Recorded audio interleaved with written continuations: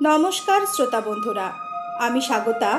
এসো গল্প শোনাই চ্যানেলের আরও একটি নতুন পর্বে আপনাদের সবাইকে স্বাগত জানাই। আজ আপনারা শুনবেন হেমেন্দ্র কুমার রায়ের লেখা ভৌতিক গল্প কায়া কি ছায়া কি মায়া।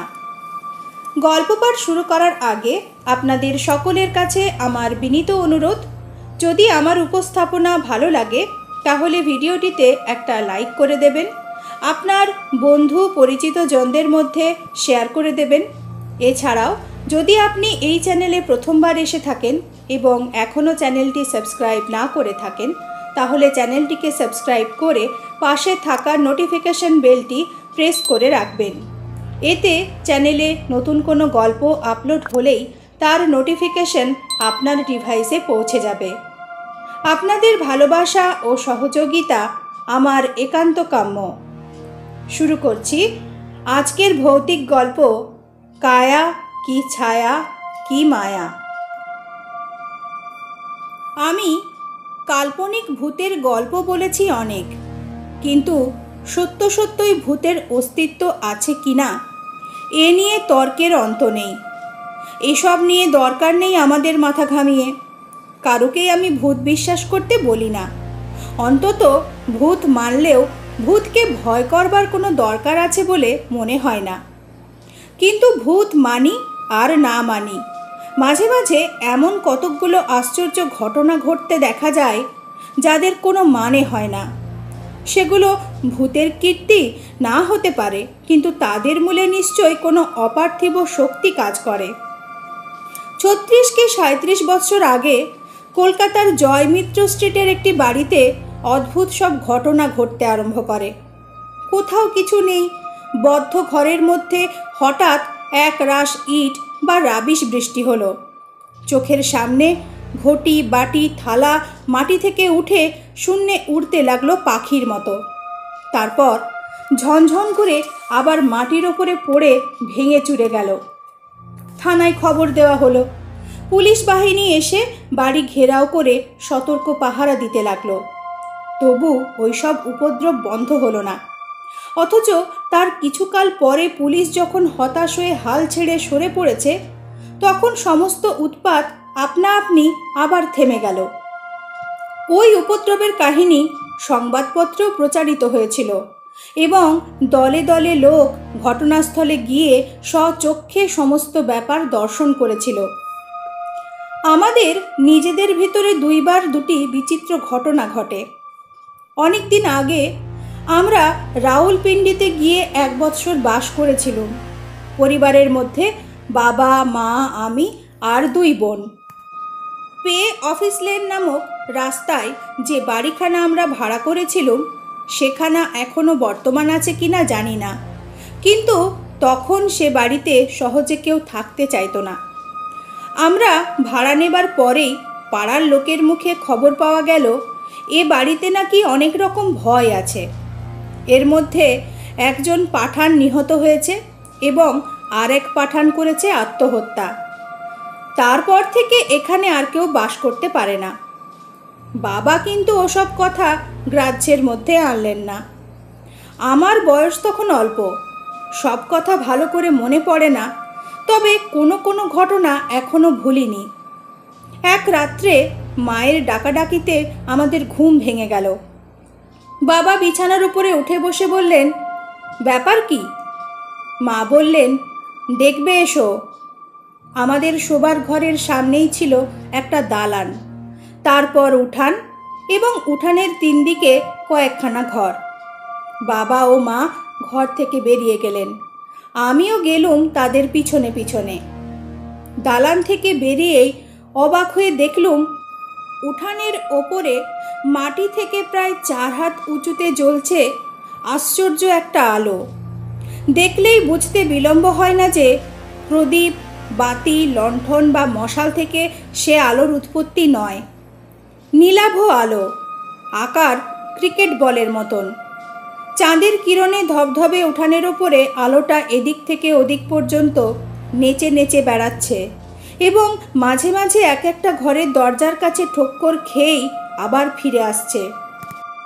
মায়ের বাধা না মেনে বাবা উঠানের দিকে অগ্রসর হলেন। আলোটাও হঠাৎ নিভে গেল। তারপর কয়েক রাত ধরে আর এক রকম কাণ্ড। গভীর রাত্রে উঠানের ধারের ঘরগুলোর দরজায় দরজায় শিকল বেজে ওঠে ঝনঝন। বাবা বাইরে ছুটে যান, কিন্তু কারুকে দেখতে পান না। হয়তো বাইরের দুষ্ট লোক এসে ভয় দেখাচ্ছে এই ভেবে ভেতরে ঢুকবার দুই দরজায় তালাচাবি লাগানো হলো, কিন্তু তবু থামল না শিকল সঙ্গীত। মা তো ভয়ে সারা, বলেন, এ অলক্ষণে বাড়ি ছেড়ে চলো। বাবা কিন্তু অটল, বলেন, আলো দেখিয়ে আর শিকল বাজিয়ে কোনো পাঠান ভূত আমাকে ভয় দেখাতে পারবে না। পাঠান ভূতরাই শেষটা হতাশ হয়ে আলো দেখানোর ও শিকল বাজানোর কাজে ইস্তফা দিলে। দ্বিতীয় ঘটনাস্থল হচ্ছে কলকাতা। আমাদের পৈতৃক বসতবাড়ি ছিল পাথুরিয়া ঘাটায়, 3 মহলা বাড়ি, তারপরে একটি হাত দেড়েক চওড়া খানা, দূরসম্পর্কীয় আত্মীয়দের 3.5 বাড়ি। শেষোক্ত 3খানা বাড়ির মধ্যে একখানা ছিল খালি। ভৌতিক বাড়ি বলে তার ভিতরে কেউ বাস করতে পারত না। ছেলেবেলা থেকেই আমি ভূতকে ভয় করি না, যদিও ভূতের গল্প শুনতে বা পড়তে খুব ভালোবাসি। মনে আছে, বালক বয়সে একদিন কৌতূহলী হয়ে ছাদ থেকে পাঁচিল বেয়ে সেই হানাবাড়িতে নেমেছিলুম। ভূতকে বধ করবার জন্যে আমার হাতে ছিল একখানা কাটারি। দোতলা ও একতলার প্রত্যেক ঘরে ঢুকে দেখলুম খালি 2 ইঞ্চি পুরু ধুলো এবং ধুলোর ওপরে নানা আকারের পদচিহ্ন।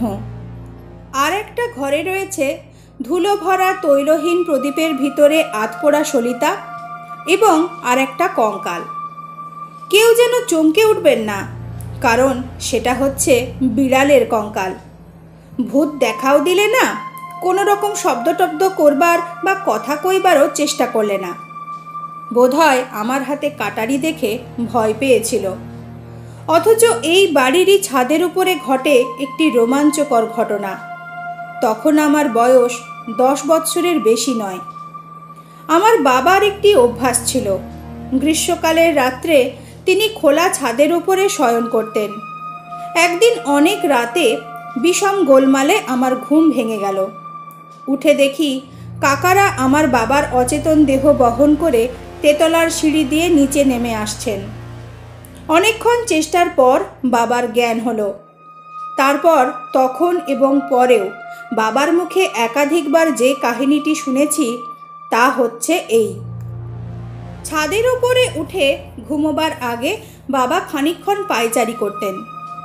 2-3 দিন পায়চারি করতে করতে বাবা দেখতে পেলেন খানার ওপাশে হানাবাড়ির ছাদের ওপরে দাঁড়িয়ে আছে এক শ্বেত বসনা নারী মূর্তি। ওদিকের পাশাপাশি 3 বাড়ির একটা ছাদে উঠলেই অন্য দুটো ছাদের ওপরেও অনায়াসে যাওয়া চলত। হানাবাড়ির ও তার পাশের বাড়ির ছাদে উঠবার সিঁড়ি ছিল না। বাকি যে বাড়ির সিঁড়ি ছিল তার মধ্যে বাস করতেন রাঙাগিন্নি নামে এক বিধবা নারী ও তুলসীর মা নামে এক মহিলা। ছাদের ওপরে প্রথম 2-3 দিন নারী মূর্তি দেখে বাবা ভেবেছিলেন গ্রীষ্মাধিক্যের জন্যে নিশ্চয়ই রাঙাগিন্নি বা তুলসীর মা ছাদের উপরে উঠে বেরিয়ে বেড়াচ্ছেন।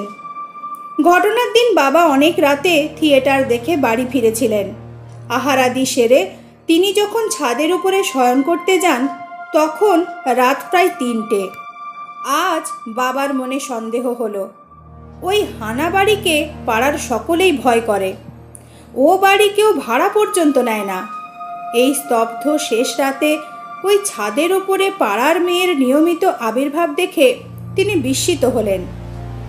দূর থেকে বাবা চেঁচিয়ে জিজ্ঞাসা করলেন, ওখানে কে তুমি দাঁড়িয়ে আছো? কোনো সাড়া নেই। বাবা এগুতে এগুতে আবার জিজ্ঞাসা করলেন, তুমি রাঙাগিন্নি নাকি তুলসীর মা? মূর্তি উত্তর দিলে না। বাবা তখন খানার সামনে এসে দাঁড়িয়েছেন। এতক্ষণে তিনি লক্ষ্য করলেন মূর্তির মুখে ঘোমটা। রাঙাগিন্নি বা তুলসীর মা বাবার সামনে ঘোমটা দিতেন না। ওখানে অন্য কোনো মেয়ের আসবার কথাও নয়। তবে কে এই নারী? মূর্তি স্থির হয়ে দাঁড়িয়ে আছে। পরিপূর্ণ চাঁদের আলোতেও তার কাপড়ের ভিতর থেকে দেহের কোনো অংশই দেখা যাচ্ছে না।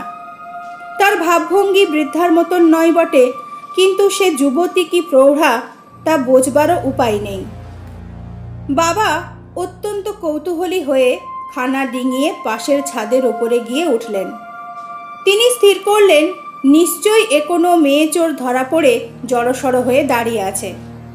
বাবা তার দিকে অগ্রসর হতেই সে পায়ে পায়ে পিছোতে লাগলো।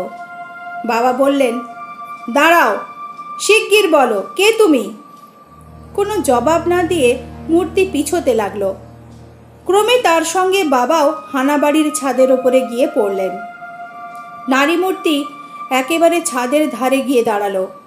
তারপর আর পিছোবার উপায় নেই। আর কোথায় পালাবে? এখন আমার কথার জবাব দাও, কে তুমি? বলে বাবা আরও 2 পা এগিয়ে গেলেন। তারপর যা হলো সেটা একেবারেই কল্পনাতীত। বাবা যখন মূর্তির কাছ থেকে মাত্র 1 হাত তফাতে, তখন পূর্ণ চন্দ্রালোকে সেই অদ্ভুত স্ত্রীলোকটি সশরীরেই যেন হাওয়ার ভিতরে একেবারে মিলিয়ে গেল।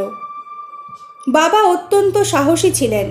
তিনি যে ভূতকে ভয় করতেন না একথা আমি জানি, কিন্তু এই অপার্থিব ও অসম্ভব দৃশ্য দেখে তার মাথা ঘুরতে লাগলো এবং তিনি চিৎকার করে অজ্ঞান হয়ে গেলেন।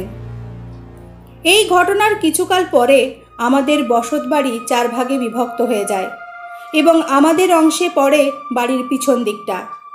খানার ধারে হানাবাড়ির ঠিক পাশেই তেতলার ঘরে আমি বহু বৎসর শয়ন করেছিলুম, কিন্তু প্রেতিনী দর্শনের সৌভাগ্য বা দুর্ভাগ্য কোনোদিন আমার হয়নি। বাবা এর পরেও গ্রীষ্মকালে ছাদে শয়ন করতেন, কিন্তু কোনো ছায়ামূর্তি আর তিনি দেখতে পাননি।